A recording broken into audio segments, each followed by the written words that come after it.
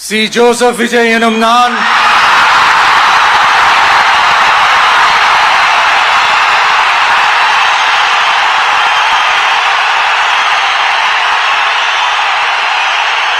சட்டப்படி அமைக்கப்பெற்ற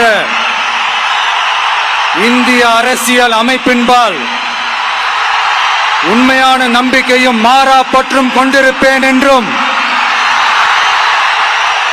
இந்திய நாட்டின் ஒப்பில்லாத முழு முதல் ஆட்சியையும் ஒருமையையும் நிலை நிறுத்துவேன் என்றும் தமிழ்நாட்டு அரசின் முதலமைச்சராக உண்மையாகவும் உளச்சான்றின்படியும்